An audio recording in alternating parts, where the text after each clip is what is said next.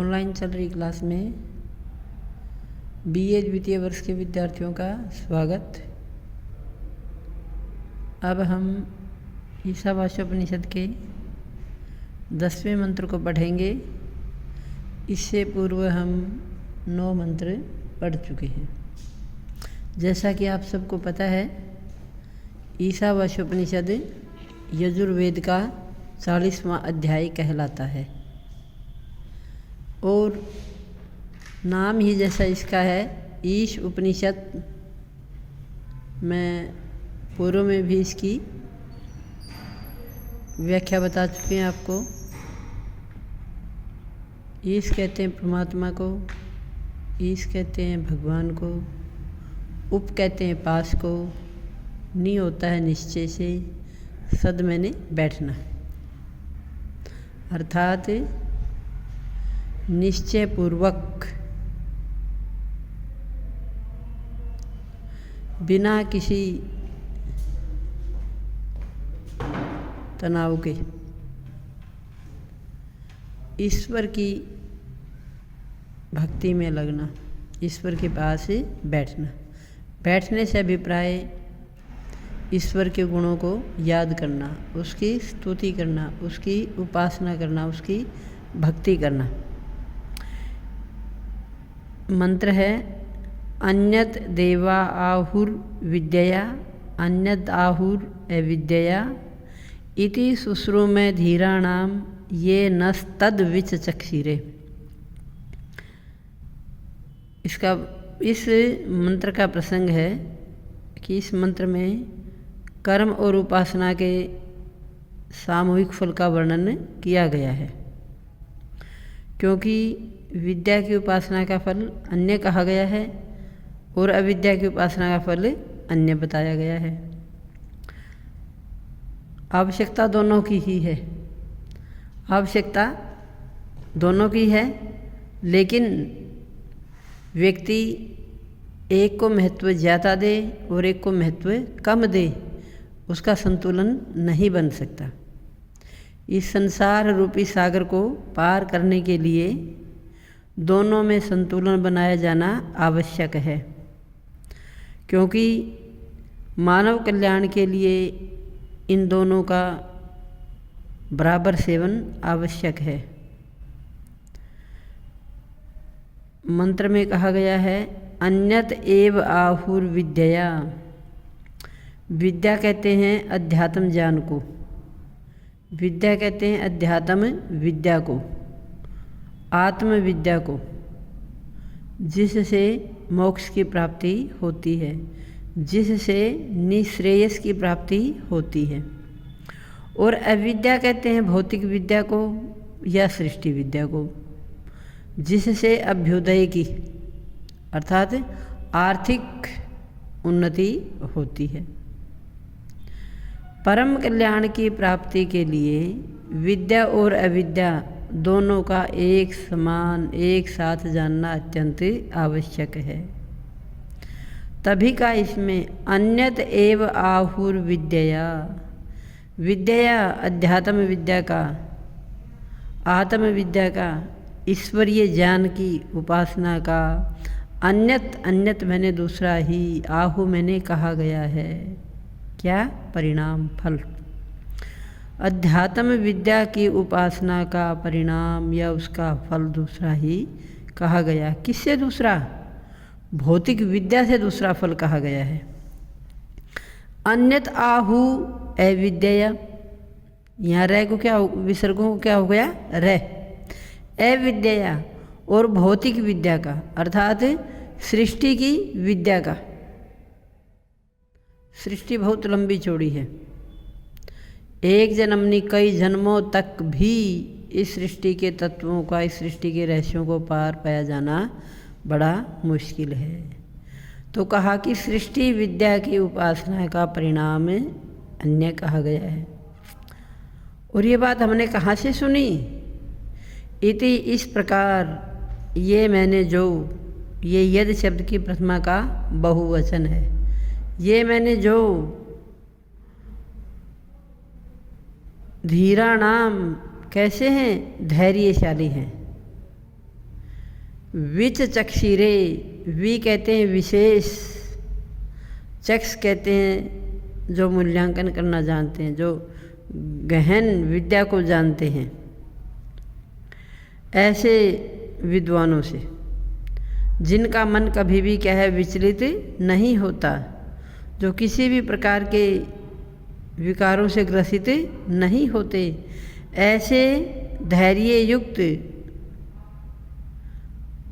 बुद्धिमान व्यक्तियों से न मैंने जिन्होंने हमारे लिए ऐसा बताया है, ऐसे उन धीराणाम धैर्यशाली व्यक्तियों से हम सुश्रू में क्या है सुनते आए हैं।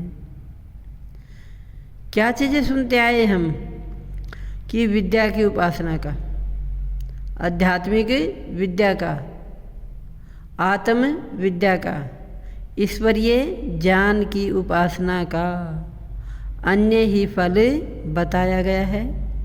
तथा अविद्या, भौतिक विद्या कहो इसको, सृष्टि विद्या कहो इसको, या भौतिक स्थावर और जंगम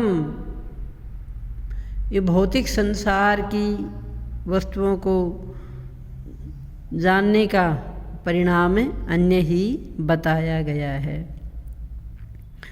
इस प्रकार हमने किन से सुनी है बातें? धीराणाम, जो कैसे हैं? धैर्यशाली हैं, जो दृढ़ आत्म बल वाले हैं, ऐसे विद्वानों से हमने विचक्षु, चक्ष होता है आख्यान करना, कथन करना, कहना, वी मैंने विशेष रूप से, ऐसे विद्वानों ने न हमारे लिए इन सब बातों का आख्यान किया है, हमारे लिए इन सब बातों का उपदेश दिया है, और उनसे हम इति सुश्रू में ऐसा सुनते आए हैं कि विद्या की उपासना का फल भिन्न है और भौतिक विद्या की उपासना का फल भिन्न है। आवश्यकता जीवन में दोनों की है, लेकिन दोनों में संतुलन होना भी उतना ही आवश्यक है। आज के इस भौतिक युग में जहाँ अर्थ की प्रधानता है, वहाँ अध्यात्म विद्या की उपेक्षा भी नज़र आती है। लेकिन जिन देशों ने अर्थ में बहुत ज़्यादा उन्नति की, या कहें कि इन भौतिक सुख सुविधाओं को बहुत ज़्यादा भोग करके देख लिया, उन लोगों से अब वर्तमान में भी हम सुनते हैं कि उन लोगों के लिए अब अध्यात्म विद्या का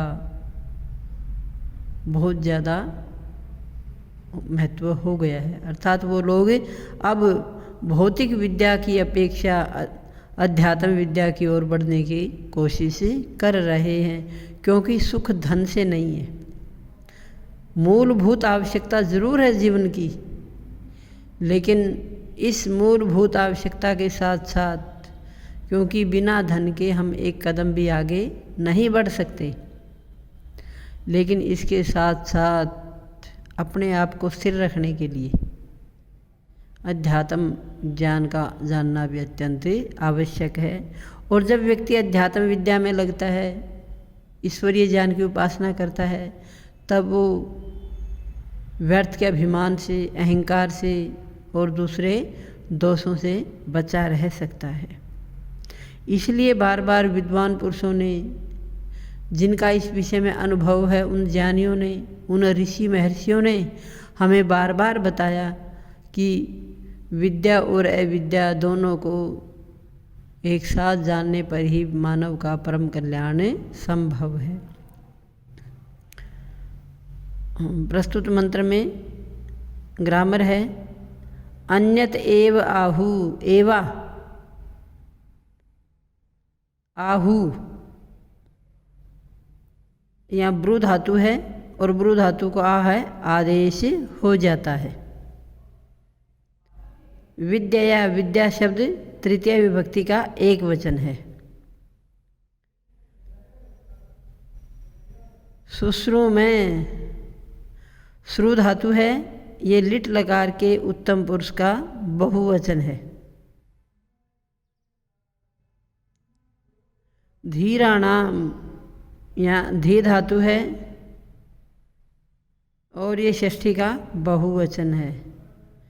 यत ये यत शब्द की पुल्लिंग की प्रथमा का बहुवचन है। न भी दो प्रकार के होते हैं, एक जिसके पीछे कुछ नहीं लगा होता वो निषेधात्मक होता है, और जिसके पीछे विसर्ग होती है वो न बहुवचन का वाचक होता है। विच चक्षिरे यहाँ वि उपसर्ग है, चक्ष धातु है, और ये भी लिट लकार के प्रथम पुरुष का बहुवचन है। तद शब्द ये तत् शब्द से बना हुआ है और ये नपुंसकलिंग की द्वितीयक में और प्रथमा में समान है। तो लास्ट में हम यही कहेंगे कि मानव अपने कल्याण के लिए विद्या और अविद्या इन दोनों को एक समान जाने, इनमें संतुलन बनाने का प्रयास करे, तभी व्यक्ति इस अर्थ प्रधान जीवन में अपने कल्याण के लिए भी कुछ कर सकता है, और व्यर्थ के अभिमान से, अर्थात ये सब कुछ मैंने ही किया, इस अभिमान से भी वो बच सकता है। धन्यवाद।